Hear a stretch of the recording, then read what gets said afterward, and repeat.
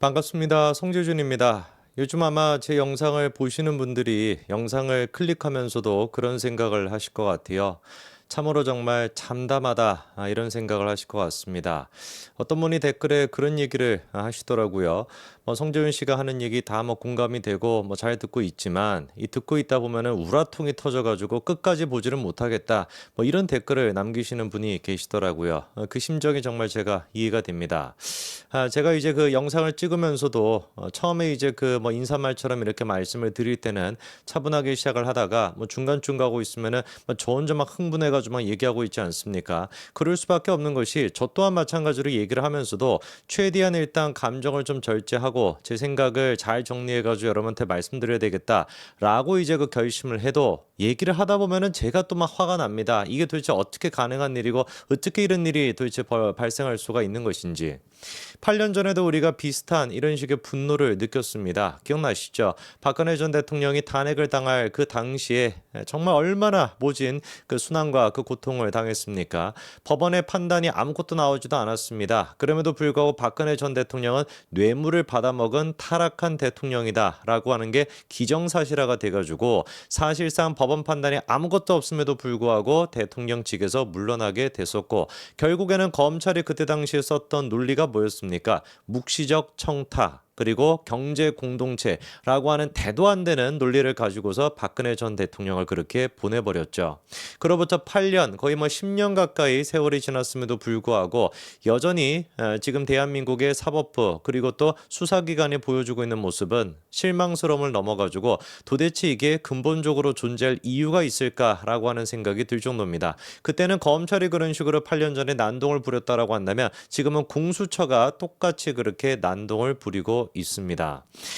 이번에 이제 그 윤석열 대통령에 대해 가지고 헌정사상 처음으로 체포영장이 그렇게 집행이 되고 그리고 또 그 이후에 구속영장 또한 마찬가지로 발부가 됐습니다. 차은경 판사가 구속영장을 그렇게 발부를 했는데 지금 이제 많은 분들이 참담한 심정을 느끼고 계실 것 같고요. 그리고 또 거꾸로 이재명과 민주당 그 인간들 같은 경우는 막 쾌재를 부르면서 축하 파티를 여는 것처럼 그렇게 느껴지실 수도 있습니다만 오늘 제가 말씀을 드리고자 하는 것은 과연 그렇다라 그래서 과연 윤석열 대통령이 이렇게 구속이 됐다라 그래가지고 민주당의 상황이 녹록한가? 라고 하는 거에 대해서는 저는 동의하지 않는다라는 것입니다. 왜 그렇게 생각을 하냐? 일단 첫 번째로 생각을 해봐야 되는 것이요. 지금까지 민주당이 윤석열 정부가 출범했을 때부터 시작해가지고 주장해왔던 게 뭡니까? 단 하루도 빠짐없이 주장해왔던 게 뭐예요? 윤석열 대통령 하야해라. 윤석열 대통령 탄핵해야 된다. 이거 아니었습니까?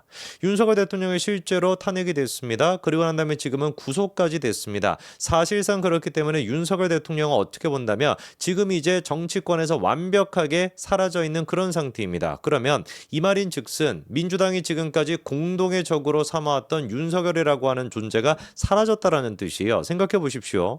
지금의 민주당의 상태를 과연 우리가 안정적이고 그리고 정상적이다라고 할 수 있겠습니까?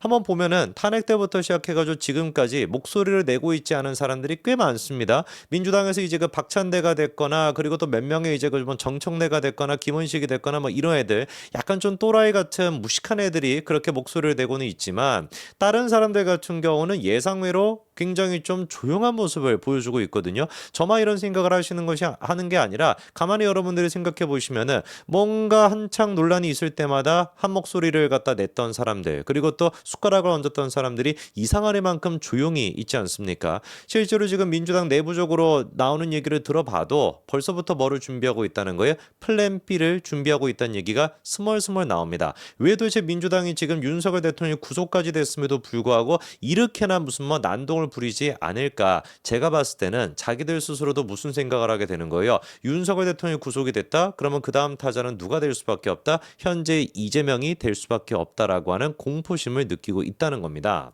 지금까지는 이재명에 대한 그 불안감, 이재명이 혹시 나가리가 되면 어떻게 되지? 라고 하는 그 불안감을 애써 억누를 수가 있었죠.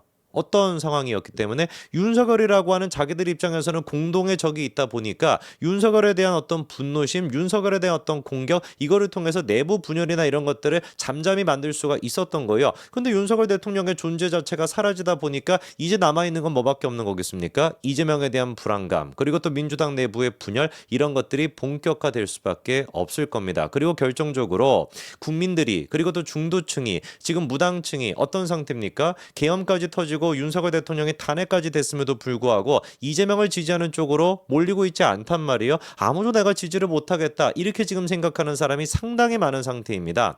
이런 사람들이 지켜보기에 뭐라고 이제 보겠어요? 야, 대통령까지도 저런 식으로 구속이 된 마당에 이재명이는 왜 저렇게 수사가 느린 거야? 이재명이는 왜 저렇게 재판이 늦는 거야? 앞으로 이재명이가 또 꼼수를 써가지고 지난번에 윤석열 대통령 체포 직후에도 대장동 재판이 열렸었는데 오후 재판 같은 경우는 또 조퇴를 해가지고 1분 만에 끝나지 않았습니까?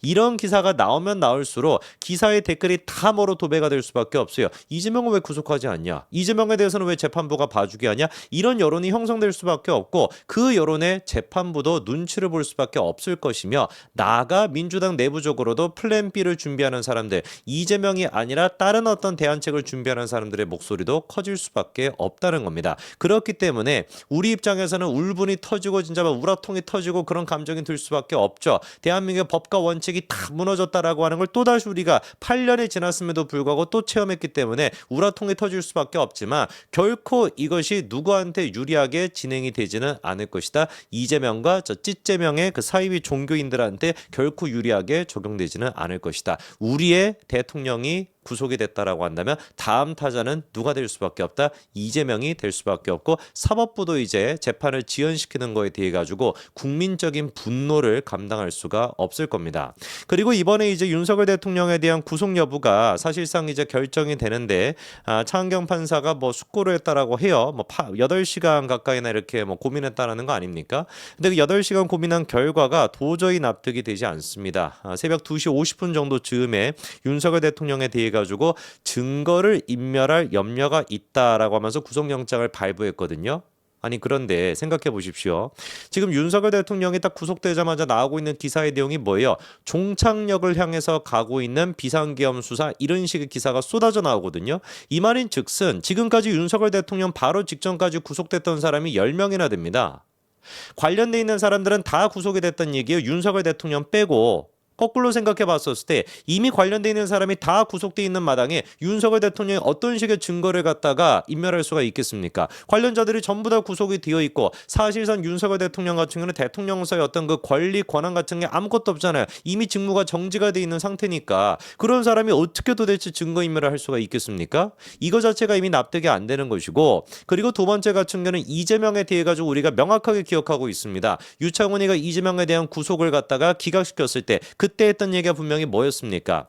위중교사 혐의는 소명되는 것으로 보인다. 백현동 개발 사업의 경우에도 피의자의 관여가 있었다라고 볼 만한 상당한 의심이 든다라는 식으로 표현했었고요. 그리고 또 백현동 개발 사업의 경우 현재까지 확보된 인적 물적 자료에 비추어 증거 인멸의 염려가 있다고 보기는 어렵다. 이딴 소리를 했습니다. 두 가지 얘기가 이제 그때 이례적으로 이제 유창원 판사가 700자 가까이 되는 이제 기각 사유서도 공개를 했었는데, 첫 번째 얘기가 뭐였습니까? 범죄 혐의가 소명이 된다라는 거예요. 위중교사 혐의, 이거는 소명이 됐고, 그 다음에 이제 백현동 개발, 이거 같은 경우도 상당히 의심이 든다. 사실상 이제 소명이 다 됐다라는 거 아닙니까? 그럼에도 불구하고 구속시키지 않았어요. 왜? 증거 인멸의 우려가 없기 때문에.